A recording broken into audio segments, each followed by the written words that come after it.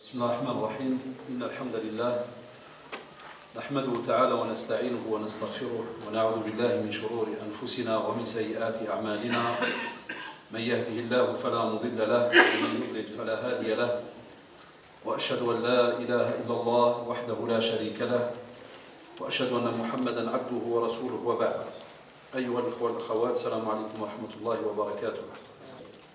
Le rappel est toujours très très important. وذكر إن نفعت الذكرى, spécialement de nos jours. وذكر, comme l'a dit Allah subhanahu wa ta'ala. Le rappel. Donc ne vous faites jamais entre guillemets avoir par des fois certains qui vont vous dire ah c'est sur quoi? Non, c'est sur la prière, mais c'est connu. C'est sur quoi? Sur ceci. Ah c'est connu. Là, toute la religion, lorsque tu la mets en pratique, toute ta vie c'est des rappels. Et puis on a d'autres actes d'adoration qui se peut que, écoutez-moi bien, vous allez devoir les mettre en pratique toute votre vie, mais à partir d'une certaine date que seul Allah subhanahu wa ta'ala connaît. Comme par exemple le mariage. Le mariage, il n'y a personne ici d'entre nous qui sait lorsqu'il a 8, 9, 10 ou 15 ans, ah, je vais me marier le 22 juin. Personne. En général, voilà, au fur et à mesure des années, soit certains se sentent prêts, soit d'autres pas, et ainsi de suite, et on avance d'année en année. Mais, subhanallah, le mariage est parmi les sujets que l'on est censé traiter avec nos enfants lorsqu'ils arrivent à l'âge de l'adolescence. C'est incroyable ce que je dis là, parce que vous allez voir, les générations changent. Donc lorsqu'on arrive à l'âge de l'adolescence, spécialement en Belgique, il y a des sujets qu'on doit traiter avec nos enfants. Parmi ces sujets-là, le mariage. Et je sais très bien, moi qui est né ici, que parler de mariage à un garçon et une fille qui a peut-être 14, 15, 16 ans, on va me dire, qu'est-ce que tu veux parler de mariage à 15, 16 ans? Comme disait des fois même mon père, Miskin Hafidallah, des fois il me disait avant, il me dit, vous allez hammak les jeunes, vous leur parlez de mariage 15 ans, 16 ans. Vous allez rendre fou. Et je disais, Miskin Walid, c'est pas après des années, il m'a dit, ah ouais, c'est vrai que c'est différent. Je disais, Walid, d'après le pays dans lequel on vit, d'après les situations que l'on vit jour après jour, d'après les nouveaux comités que l'on a, par exemple, j'ai travaillé au centre islamique pendant quasi presque 15 ans, j'ai mis les pieds en 97, et je l'ai quitté il n'y a même pas 5 ans, et mon travail, vous allez être étonné, je m'occupais des divorces. Allahu Akbar. Donc j'étais au bureau du lundi jusqu'au vendredi, c'était le service social, j'étais responsable du service social du centre islamique. Je recevais des gens, des couples de jeunes, j'ai bien dit de jeunes, de 9h du matin jusqu'à 16h. Avant c'était à 17h au début. Talaq. Ça veut dire qu'ils ne parlent que de divorcer, que des problèmes. Et qu'est-ce que j'ai remarqué durant toutes ces années-là? C'est que la plupart, quand je leur dis, est-ce qu'on vous a expliqué religieusement pendant des années, et est-ce qu'on vous a fait sentir pendant des années qu'est-ce que le mariage? Certains me disent non. Comment tu as fait? Quand j'ai senti que je voulais me marier, j'ai commencé à acheter des livres et des CD. Ça veut dire qu'il devient son propre chef. Ça veut dire des fois l'humain, l'homme, femme, musulman, il devient son propre chef. Qu'est-ce qu'il fait? Il sent qu'il voudrait se marier. Et bien la nouvelle génération, on achète 2-3 livres.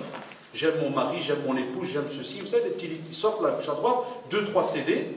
Et puis on se dit, c'est tout, on a compris le sujet. Du jour au lendemain. Et quand je leur dis, est-ce que vous avez préparé ce sujet avec quelqu'un pendant quelques années et discuté, spécialement avec vos parents, ces gens qui, avant vous, ont vécu le mariage, avec des hauts et des bas. Parce que le mariage, toute votre vie, wallah, il y aura des hauts et il y aura des bas. Que celui qui croit qu'il va vivre comme un prince charmant toute sa vie, wallah, une princesse, il fait une erreur grave. Dans le couple du prophète, sallallahu alayhi wa sallam, et il y a eu des hauts et des bas. Mais dans la crainte d'Allah, subhanahu wa ta'ala, parce qu'on est des êtres humains. Alors je leur dis, ya shabab, comme on apprend la prière pendant des années, est-ce qu'on prépare cet acte d'adoration pendant quelques années? Comme on donne de l'importance à la prière, est-ce qu'on donne de l'importance au mariage? C'est pour ça que les jeunes, hafidallah, le titre il est bien, folklore. Parce qu'aujourd'hui, qu'est-ce qu'on a comme résumé du mariage? C'est quand est-ce qu'on va choisir, quand est-ce qu'il y aura la fête, l'achat, quand est-ce qu'on va louer la salle, est-ce qu'on va apporter un achid ou pas, et d'autres c'est le rennaya ou pas, est-ce qu'on va faire, et qu'est-ce qu'on va manger? Poisson, poulet ou bien salade printanière ou... Ça, c'est ça le ham. Le ham qui tombe dans la tête des gens, c'est ça. Et pour l'époux là, dès que le garçon qui va venir top, est-ce qu'il a de l'argent, est-ce qu'il a ceci, est-ce qu'il travaille pas? Qui connaissent du Coran ou pas? Ça c'est même plus demandé de nos jours. Wallahi, Qu'il pratique la sunna ou pas, c'est même devenu quelque chose, des drôles de phrases. C'est-à-dire, comment il pratique la... Ouais, tu sais bien, les jeunes de Lyouma, tant qu'il est bien, il respecte. Il respecte quoi? Je n'oublierai jamais, Had Mashaykh, il nous disait quand on faisait des formations dans ce domaine, il dit si quelqu'un, écoutez bien cette phrase, il dit si quelqu'un ne respecte pas les limites imposées par Allah subhanahu wa ta'ala, va-t-il les respecter dans sa vie de couple? Si quelqu'un ne respecte pas Allah subhanahu wa ta'ala, va-t-il respecter son épouse ou son époux? Simple question à vous poser. Si toi, ya Abdallah, ya Amatallah, tu ne respectes pas ce que Allah subhanahu wa ta'ala t'a demandé de faire durant ta vie, vas-tu respecter l'être humain? Tu n'as pas peur d'Allah subhanahu wa ta'ala. Et tu vas avoir peur de l'humain? Impossible. C'est ce qu'on vit aujourd'hui. Alors comme ça se préparait, Shabab, je voulais vous montrer quelques points qui sont peut-être un peu, de nos jours, entre guillemets, tordus, peuvent paraître difficiles. On dit, tiens, c'est compliqué ces points-là. Mais en vérité, c'est une réalité durant notre vie. Premier mot, l'objectif. Pourquoi tu veux te marier? Est-ce que, chacun d'entre nous il a la même définition du mariage dans sa tête? Est-ce que chacun d'entre nous a compris l'importance de l'acte d'adoration?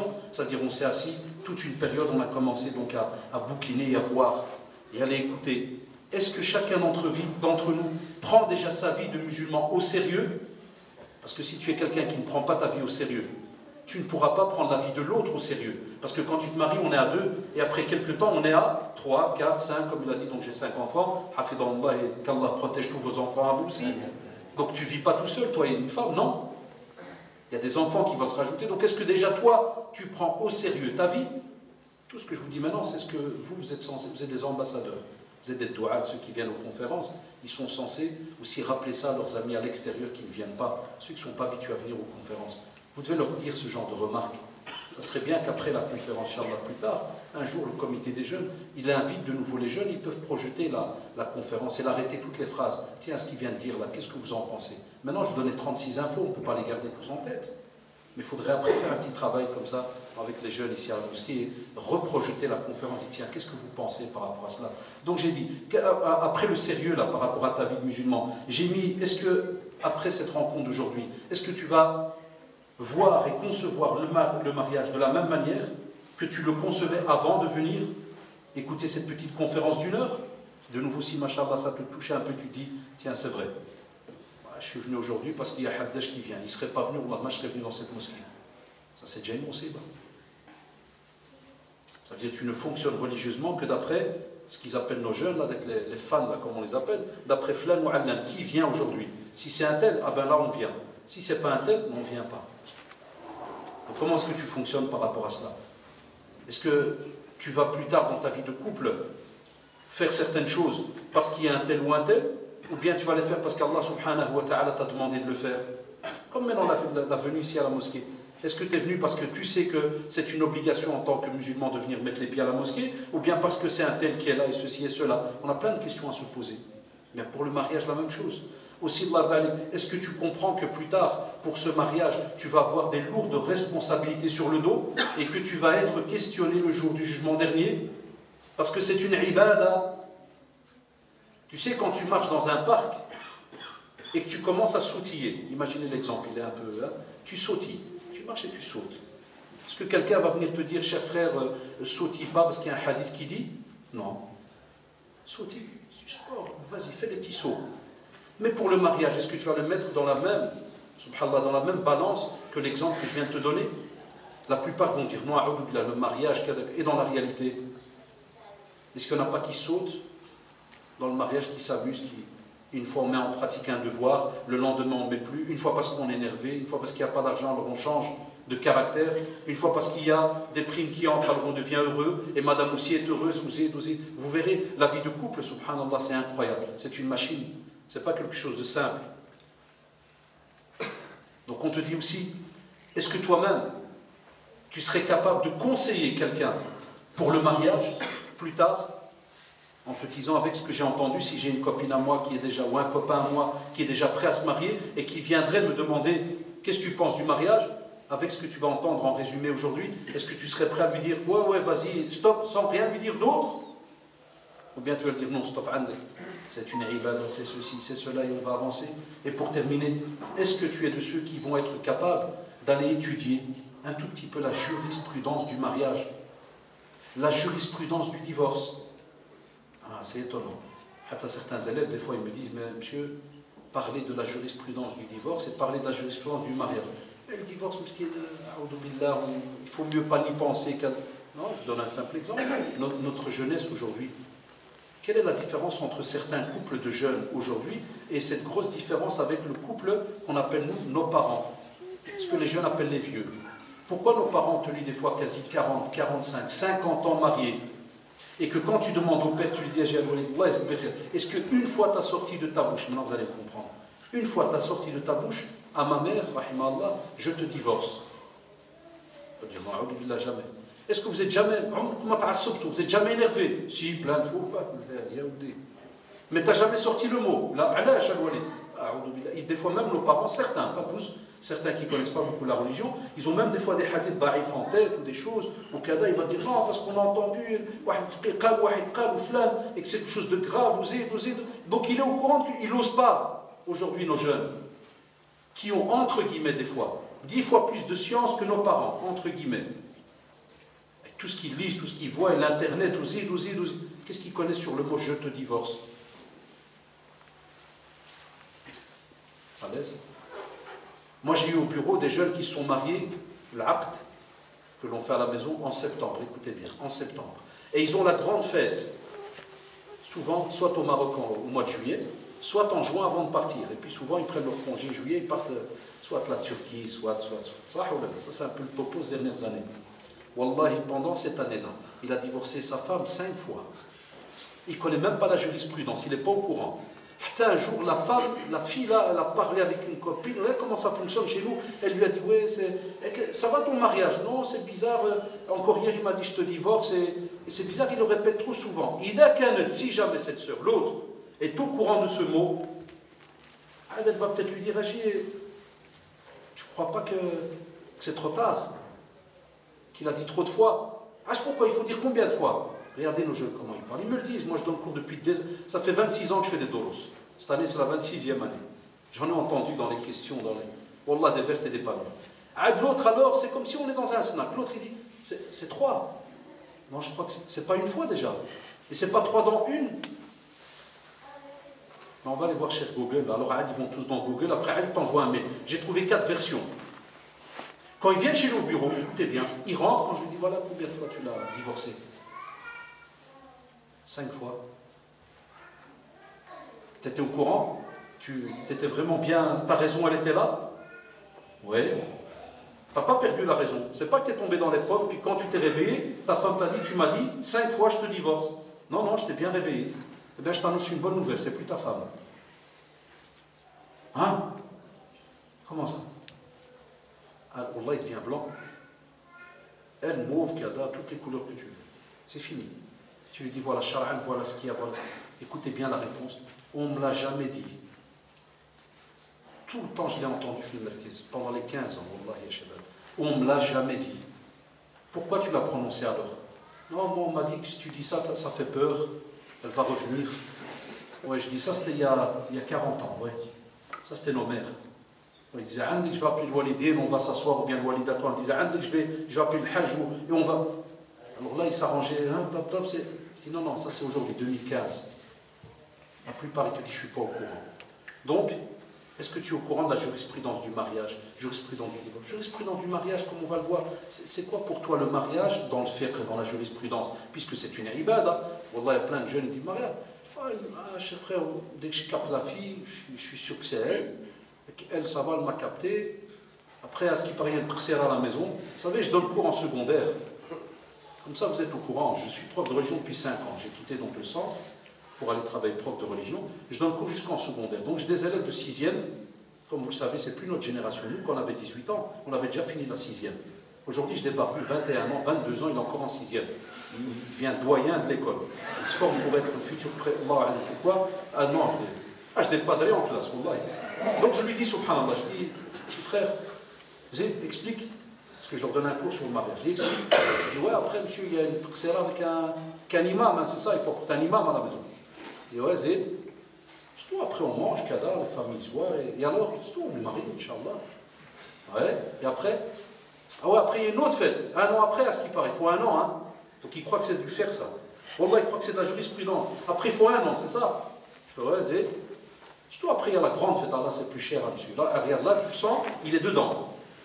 Pas quand il t'a parlé du mot mariage, où tu sens que, machallah, il parle d'une ibada, où il commence à suer. Parce que c'est une ibada, c'est un mithaq ghalid. Allah subhanahu wa ta'ala est témoin du mariage. Allahu Akbar, c'est le premier témoin, après les deux témoins qu'il y a. Donc dès que tu dis mot mariage, tu dois avoir peur en vérité. Plaisir parce que, machallah, on va vivre ensemble, mais à la base, wallahi, tu dois avoir peur, c'est une mas'ouliya. C'est pas un tashrif, c'est un taklif. C'est pas une fierté, c'est une responsabilité.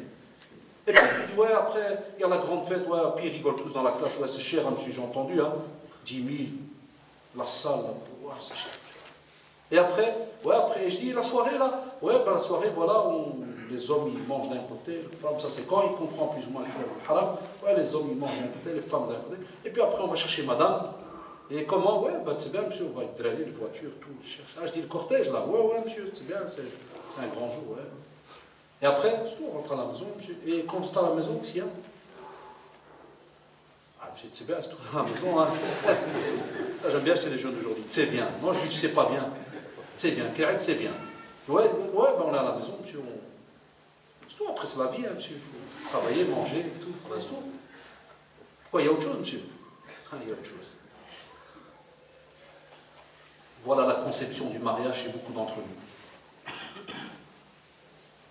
Ce rappel, il est même pour ceux qui sont mariés. Voilà. Tout ce que je viens de dire maintenant, même ceux qui sont mariés, ils doivent se rappeler.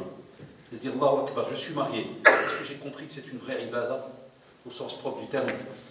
Est-ce que si je devais mourir ce soir, est-ce que je serais capable de répondre à Allah subhanahu wa ta'ala par rapport à ma vie de couple, hommes et femmes? C'est les deux qui sont responsables. Aussi, ya shabab, Allah subhanahu wa ta'ala a parlé du mariage. Elle est dans Surat al-Rum. On n'arrête pas de le rappeler. Surat les Romains. Allah subhanahu wa ta'ala dit وَمِنْ آيَاتِهِ. Regarde, وَمِنْ آيَاتِهِ. Il y a un pronom, la ayatihi, pronom personnel qui remonte à Allah subhanahu wa ta'ala. C'est un des signes d'Allah subhanahu wa ta'ala. أَنْ خَلَقَ لَكُم مِنْ أَنفُسِكُمْ أَزْوَاجًا. Allahu Akbar. Et regardez, subhanallah, combien de versets Allah subhanahu wa ta'ala interpelle dans le domaine du relationnel l'homme. Il interpelle l'homme. Voilà, on a créé de vous, pour vous, des épouses. أَنْ خَلَقَ لَكُم مِنْ أَنفُسِكُمْ أَزْوَاجًا لِتَسْكُنُوا إِلَيْهَا. Voilà pourquoi on dit à nos jeunes, vivez avec le Coran, car le Coran, Wallah, il vous rappelle beaucoup de principes et comment est-ce que vous devez fonctionner durant votre vie, dans tous les domaines. L'itaskunu, de nouveau, il y a un drôle de mot, sakan. Je rappelle, il y a un frère qui a des papiers pour les questions. N'hésitez pas à lever la main ceux qui veulent un papier, parce que c'est d'après les papiers que vous allez déposer, je donne du temps pour les questions. Vous ne déposez rien, moi je parle. Hein. Puis dès que c'est l'heure, je pars. Donc au plus vous les déposez tôt, au plus je peux vous donner du temps pour répondre à vos questions. Donc, l'itaskunu, il y a le mot sakan. Allahu Akbar, Allah subhanahu wa ta'ala. Regardez, d'abord, le relationnel avec Allah subhanahu wa ta'ala, début du verset, comme on l'a dit. Et puis on passe subhanallah au relationnel entre toi et cette personne. Quelle est? Regardez, le Coran, c'est comme s'il te résume. C'est pour ça que la sunna, elle est là, pour donner plus de détails par rapport au Coran. Et voilà pourquoi nous, à la sunna, on n'est pas des Qur'aniyoun comme on voit certains jeunes aujourd'hui. Je vois sur Facebook, ils m'envoient des fois des remarques. Oui, mais mon frère, ces derniers temps, avec toutes les divergences qu'il y a, vaut mieux rester rattaché au Coran, tandis que la sunna, ça devient très compliqué. Ouais, mon frère, tu pries comment en fait? Tu l'as pris ça d'où? Tu as appris à prier comment? Sors-moi un verset du Coran qui t'explique comment on prie du matin au soir, les heures, C'est une aberration, c'est une bêtise. Certains jeunes, ils se font arnaquer ces derniers temps. C'est une parenthèse. Donc il te dit les taskunu. Première approche, il te dit que cette épouse, et il dit aussi à l'épouse que l'épouse elle lit aussi ce Coran-là, eh bien, c'est le fait d'habiter, de se marier ensemble, à de l'habitation, c'est pas tout simplement la maison, parce qu'il y a le mot sakina aussi dedans. Il y a un genre de repos, de sérénité, c'est-à-dire que normalement le mariage, une des finalités, comme on le verra après, c'est que tu vis, mashallah, en couple, mais d'une manière sereine. Donc impossible, ya shabab, qu'un mariage aujourd'hui soit ce qu'on appelle une relation de adab, de torture, de châtiment, de problème, d'insulte, de rabais. Impossible. Parce que si tu es sunni, si tu es quelqu'un aussi qui lit le Coran, tu le vois, l'itaskunu. C'est-à-dire que tu vas, subhanallah, être quelqu'un qui va travailler dehors. Tiens, le mari, on va prendre l'exemple le plus simple. Tu es dehors, tu travailles toute la journée. Subhanallah, ton plaisir à toi, c'est quoi? Dès que tu termines ta journée de travail, tu retournes à ton sakan. Et subhanallah, le sakan, il est justement là pour t'apaiser. Mais on va plus loin dans ce verset, c'est que l'épouse devient un sakan. C'est-à-dire l'homme, il va vers son épouse pour normalement vivre apaisé. Litaskuno, dans d'autres versions, on va trouver, et on va remarquer qu'il y a un sakan. Pour l'un, il y a un sakan pour l'autre. L'un est un sakan pour l'autre. Subhanallah. Et vice-versa, hommes et femmes. Et puis il termine, il te parle du comportement. Le milieu, là, c'est comme si c'est aujourd'hui avec les termes qu'on emploie, comme si c'est de la psychologie, là, pour te dire à quoi il servirait, entre guillemets, ce mariage. Ah, c'est une certaine sérénité, c'est un apaisement. Là, il va parler justement de ce fameux comportement qu'on est censé avoir dans la vie de couple, mais incroyable. Je le répète depuis des années. Kalamullah, c'est incroyable. Il n'a pas dit وَجَعَلَ بَيْنَكُمْ مَوَدَّةً وَمَحَبَّةً ou bien مَحَبَّةً وَرَحْمَةً.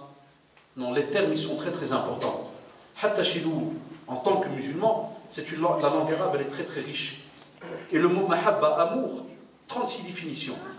Ibrahim, il était quoi dans le Coran? Il était Khalilou ar-Rahman alayhi salam. Ibrahim alayhi salam, il est Khalilou ar-Rahman, aimé par Allah subhanahu wa ta'ala, mais un amour très très élevé par rapport à d'autres personnes. Est-ce que les prophètes avaient le même niveau auprès d'Allah subhanahu wa ta'ala? Là, et on le voit dans le Coran. Donc les termes ont leur choix, leur importance incroyable. Il a dit mawadda. Certains l'ont traduit par bonté. Parce qu'ils ont dit que le mahabba, le mot amour, ça peut, subhanallah, être mis en pratique vis-à-vis de beaucoup de choses. Aujourd'hui, il y a des jeunes, qu'Allah me pardonne et ils le savent, il y a des jeunes, vous avez testé à la maison, prends un jeune qui vient d'acheter un iPhone 6. Prends ce gars-là et fais-lui une blague le matin, cache-lui son iPhone. Pourquoi vous souriez déjà? Pourquoi vous rigolez? Parce que vous savez ce que c'est. C'est fini, tu lui as enlevé la moitié de son cœur. Toute la journée, il est désespéré. On a trop le temps, t'as enlevé la moitié de son cerveau, il ne sait plus rien faire. Tu lui remets, à la seconde, son visage, comment il est. Pourquoi vous rigolez de nouveau? Parce que vous savez, Allah, une de ses joies, comme la joie que vous avez quand on vous dit c'est l'heure de Maghreb. On le voit avec les enfants, tu dis c'est le Maghreb. Ah, déjà le fils. Non. Mais si tu dis j'ai retrouvé ton téléphone, non, comment c'était où? Même Allah Akbar, il commence à le dire. Regardez comment fonctionne les Shabbat. Regardez la réalité. Qu'est-ce qu'on a donné comme importance à certaines choses? Donc il te dit, la bonté, tu vas devoir la mettre en pratique pendant des années. La bonté se fabrique dans le couple. La bonté s'entretient dans le couple. Et il a rajouté rahma. Pourquoi? Rahma, c'est un drôle de mot. Rahma, de la clémence, c'est un drôle de mot. Et on retrouve des fois certaines explications chez certains machers, ils te rattachent cela des traditions. Il te dit, le hadith authentique très connu, La yafriku mu'minun mu'mina, in kariha minha khuluqan radiya minha akhar. Regardez quelle belle leçon. On te dit, normalement, le croyant ne fera pas du mal à la croyante mariée. S'il déteste d'elle un comportement, il voit d'autres comportements qu'il a et ils vont normalement couvrir le mauvais petit comportement. On ne parle toujours pas de divorce. Hein. Ne dis pas dès qu'il y a un mauvais comportement, que ce soit l'homme ou la femme. Dehors, jamais. Très compliqué avant d'arriver là. Alors, est-ce qu'on connaît ces versets? Est-ce qu'on connaît ces traditions? Est-ce qu'on les a étudiées pendant quelques années pour bien les comprendre et se dire, maintenant on est prêt à se marier? Ou bien on est toujours dans le folklore? On est toujours que dans les petites traditions et on accorde toujours beaucoup plus d'importance à la préparation du mariage côté folklore que le côté religieux. C'est la vérité à Shabbat. On est du métier, on sait ce que c'est. On est comme des médecins, on reçoit les gens tout le temps. On accorde beaucoup d'importance à la préparation, tout ce qui est folklorique, pour Allah et le côté religieux. Et Allah subhanahu wa ta'ala termine le verset pour vous dire que Allah subhanahu wa ta'ala il sait que ce n'est pas facile.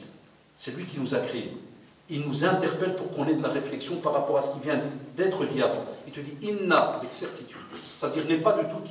Inna fi dhalika, tout ce qu'on vient de citer. La ayatin li qawmin lesquels natafakkarun. C'est-à-dire ceux qui réfléchissent. Wallahi, c'est comme si Allah subhanahu wa ta'ala nous dit à Shabbat. Wallahi, tout ce que je viens de vous dire. Allah subhanahu wa ta'ala il nous rappelle tout ce qu'on a été, tout ce qu'on a cité à Afwan juste avant. Il y a là des signes pour ceux qui réfléchissent. Comme pour dire, à de la clémence. Pourquoi j'ai dit que les savants ils ont été un peu étonnés? Et on le voit même dans les tafsirs, des fois les tafsirs contemporains, spécialement dans ce qu'on appelle le tafsir mawdou'i et autres, lorsqu'on prend des fois un sujet bien précis, on va voir dans le tafsir comment est-ce que certains comprennent. Il te dit Ar-Rahma, la clémence. Eh bien, regardez. Al-Mawadda, Ar-Rahma, on te dit prenez un couple qui a 70 ans aujourd'hui. Prenez un couple qui a 70 ans. Est-ce qu'on va parler de la même mawadda quand tu es marié à 25 ans que lorsque tu as 70? Est-ce que c'est la même bonté? On sait très bien que c'est différent. Ar-Rahma, très compliqué quand tu es encore jeune. Il y a la fougue qui est là, des fois tu es un petit nerveux, tu as de la force, il y a moyen que tu prennes une décision directe, il y a moyen même que tu sortes une parole méchante, dure. Est-ce que tu vas être rahim? Est-ce que tu vas être quelqu'un qui va apprendre ou à savoir pardonner? Dans la vie de couple, il y aura un tas de situations. Je donne un simple exemple. Vous allez voir, ceux qui sont mariés savent de quoi je parle. T'imagines un jour ton épouse Mouskina, tu sais, toutes les épouses aujourd'hui, la plupart Facebook et tout, elle est jeune. Alors elle tombe sur un truc de sœur qui dit voilà, ah chère sœur, j'ai une idée de préparation de belles soirées à la maison. Je l'ai cité il y a 2 ans à peu près, je crois, à Liège. On avait fait un colloque sur le mariage et que l'épouse elle vient, elle prépare une belle petite table à la maison, met des petites bougies à gauche à droite, met des petites décorations. Tu rentres du travail toute la journée dans le froid, tu rentres, trouves 2 bougies. Imagine à peine tu rentres, tu lui fais qu'est-ce qu'il y a, Télécine, t'es parti ou là? Ni salam, ni kalam, ni... Voilà, l'être humain il est des fois dans une vague. Regardez quel métier d'être époux, épouse. C'est pas facile. Est-ce que tu vas rentrer dans quoi? Il n'y a plus d'électricité. Voilà, tu l'as déjà cassé. Tu sais, ceux qui font du street fight, là, ils savent de quoi je parle. Hein? Tu l'as déjà pété la moitié du bassin. Quand quelqu'un donne un low kick. Déjà, elle va te regarder, ah voilà, t'as cassé la zéle. Après, t'arrives quand il faut manger. Parce qu'il y en a, elle a été voir sur Internet, avec un petit crottin de chèvre, avec une épice de casserole, je ne sais quoi, avec un petit pavé de viande. Pourquoi vous rigolez de nouveau? Ben, c'est normal, vous rigolez, c'est pourquoi? Parce qu'on n'a pas grandi avec des crottins de chèvre et des petits pavés de viande. Nous, on a grandi avec des carrés de viande. Toi, jeune, c'est juste ou pas? C'est une autre génération maintenant. Tu fais quoi? Tu la manges?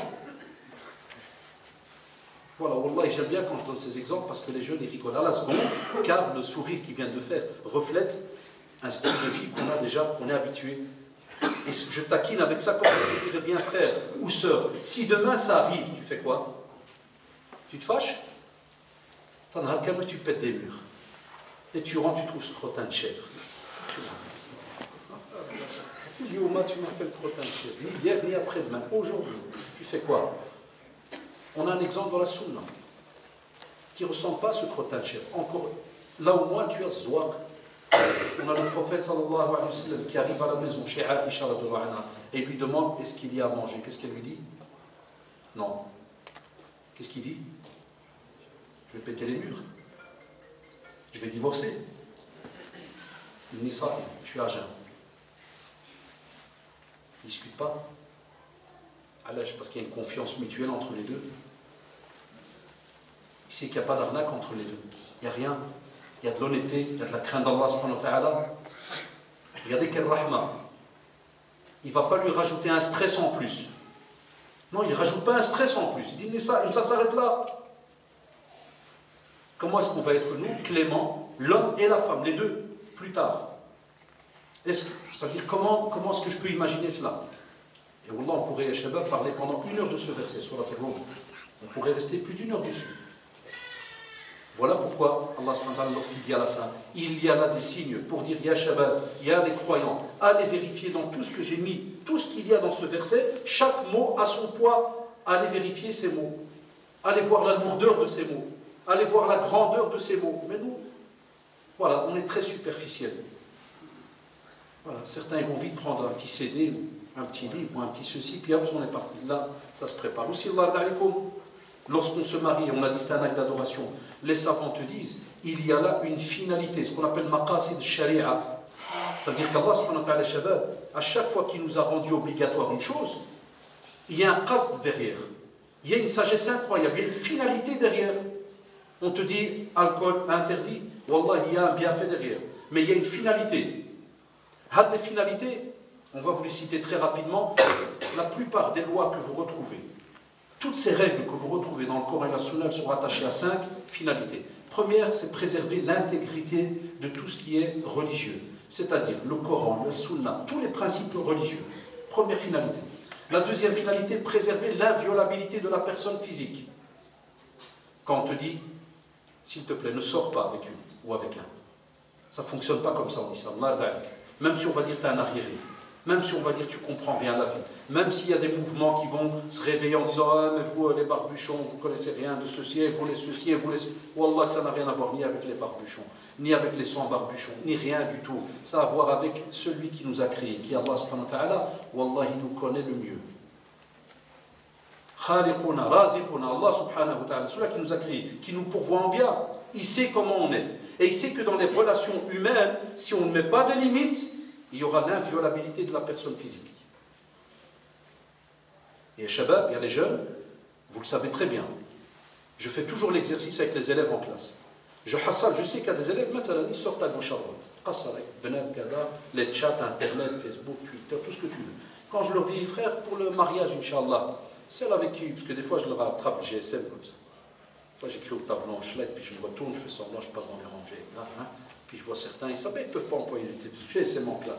Des fois il est là, tac, je l'attrape, je prends. Je dis, ouais frère, qu'est-ce qu'on fait maintenant? Je dis 2 solutions. Soit j'appelle le proviseur, soit l'éducateur, soit tes parents. Non, Hamid, monsieur, Hamid. Tu étais en train d'envoyer un verset, non? Un hadith. Non, monsieur, ça. Pourquoi tu écrivais quoi? Non, c'est Hamid, monsieur.